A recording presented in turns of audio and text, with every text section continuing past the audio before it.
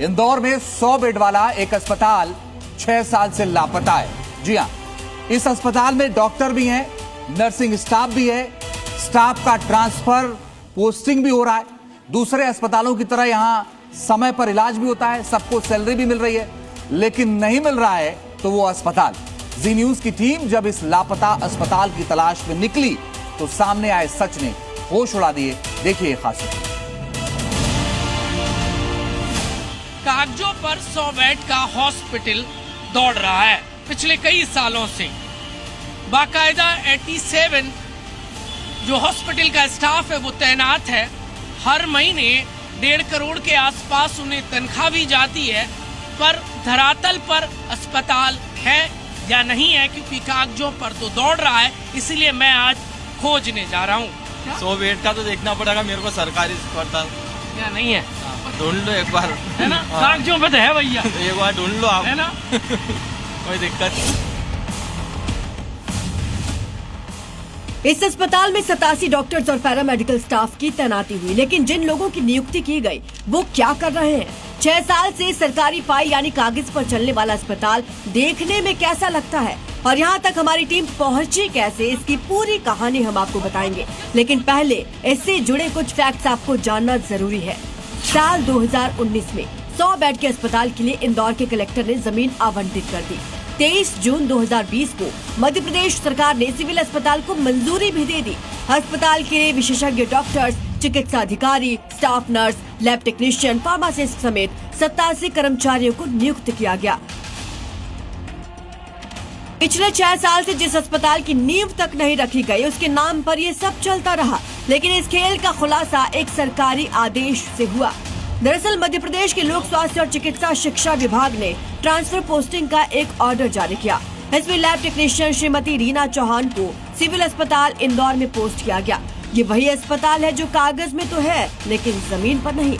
इसी दस्तावेज से सवाल उठा कि जो अस्पताल है ही नहीं वहाँ ट्रांसफर पोस्टिंग हो कैसे रही है, स्टाफ को वहाँ भेजा क्यों जा रहा है? इसी सवाल का जवाब जानने के लिए हमारी टीम इंदौर पहुंची। 100 बेड के इस अस्पताल की तलाश शुरू की गई तो ग्राउंड पर सामने आए सच ने दंग कर दिया। कहाँ है जगह? ये जमीन अलॉट हुई थी।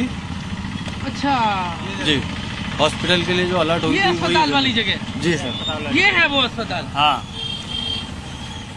ये कूड़े का ढेर है? हाँ, यहाँ बताओ कौन सा डॉक्टर बैठा हुआ है यहाँ पे? कागजों के अस्पताल वाली जगह पे मैं पहुंच गया हूं और बहुत मुश्किल से पहुंचा हूं। तकनीक का इस्तेमाल किया, लोगों से पूछा, लोग बता ना पाए, लेकिन जैसे तैसे खजराना थाना पहुंचा और वहां पर लोग मिल गए। उनसे पूछा तो कहने लगे भैया ये तो कागजों का खेल है। अब एक्चुअल खेल हम आपको दिखाते हैं। पर खेल क्या है? एक्चुअल में कलेक्टर ने जिस जमीन को अलॉट किया था वो जमीन देख लीजिए आप। स्वास्थ्य महकमा कहता है कि उन्हें कब्जा नहीं मिला, पर ये तो कबाड़ा बनी हुई है, किसी का कब्जा ही नजर नहीं आ रहा मुझे तो। जहां अस्पताल होना चाहिए था वहां कूड़ा पड़ा हुआ है। 6 साल से यहां अस्पताल की नींव तक नहीं पड़ी। जब इस बारे में मुख्य चिकित्सा और स्वास्थ्य अधिकारी से सवाल पूछा तो उनकी हैरान कर देने वाली दलील सामने आई। दुर्भाग्य से हमको समय पे जमीन नहीं मिल पाई और वर्तमान में स्थिति ये है, जमीन मिलने में थोड़ा सा समय जरूर लगता है। शासकीय जमीन लेना शहरी क्षेत्र में थोड़ा सा दिक्कत वाला रहता है, लेकिन हमको इस पे जमीन का दस्तावेज प्राप्त हो गए हैं, लेकिन अभी तक हमको भूमि का कब्जा नहीं मिला। इस कारण से ये चीज विभागीय स्तर पर अपडेट नहीं हुई है, जिस कारण से निर्माण एजेंसी फाइनल होकर उसका निर्माण कार्य प्रारंभ नहीं हो सका। अब कागजों पर चल रहे इस अस्पताल के लिए हुई 87 नियुक्तियों का सच भी जान लीजिए। सरकारी दस्तावेज में अस्पताल के लिए नियुक्त किए गए स्टाफ की पूरी लिस्ट और उनके वेतन की जानकारी है, जिसके मुताबिक पिछले 6 साल से सालाना करीब 1.5 करोड़ रुपए सैलरी दी जा रही है। तो सवाल उठता है, जब अस्पताल है ही नहीं तो स्टाफ और उसकी सैलरी क्यों दी जा रही है? इस सवाल पर मध्य प्रदेश के उप मुख्यमंत्री ने क्या कहा वो सुनिए। जो डॉक्टरों को जहाँ पर व्यवस्थित करना था वो कर दिया गया है और जो पैरामेडिकल स्टाफ होता है इसको सीएमएचओ अपने स्तर पर अगल बगल, चूँकि कई संजीवनी क्लिनिक भी है, वहाँ भी आवश्यकता है लोगों की, तो जिन्होंने खजराना में ऑप्ट किया उनको अगल बगल के संजीवनी क्लिनिक में ले जाके, जिससे वहाँ ओपीडी वगैरह होने लगे और लोगों को राहत मिले, तो वो व्यवस्थाएं हो गई हैं।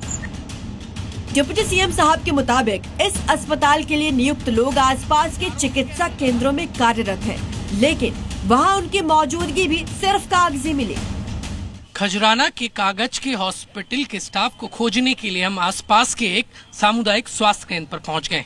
अच्छा, टाइम क्या रहता है ये जो मैडम का, अमरीन मैडम का? 9 से 5 बजे तक रहती है। अच्छा, उनका नंबर है कुछ आपके पास? नंबर दे दीजिए तो हम एक बार बात कर लेंगे। तो अभी आप हैं क्या आरोग्य मंदिर में? जी हाँ। है आरोग्य मंदिर में आप? हाँ। क्या काम करती हैं आप? लैब टेक्नीशियन हूँ। अच्छा, कागजों पे अस्पताल दौड़ रहा है। अमरीन जहाँ तैनात है वहाँ अस्पताल नहीं है। अब हमने फोन पे बात की तो कह रही हाँ आरोग्य धाम में हूँ, पर आरोग्य में तो मैं हूँ। या तो मुझे नजर नहीं आई है, या तो ये स्टाफ झूठ बोल रहा है, या मैं बोल रहा हूँ, या ये बोल रहे हैं। कागज के हॉस्पिटल को और उसके स्टाफ को ढूंढने का ये मेरा आखिरी पड़ाव है, इसीलिए मैं आ गया हूँ खजराना के आयुष्मान आरोग्य मंदिर पर। कागजों के अस्पताल को खोजने में ये हमें मिला है कि कहीं कागजों के अस्पताल की जमीन पड़ी हुई है।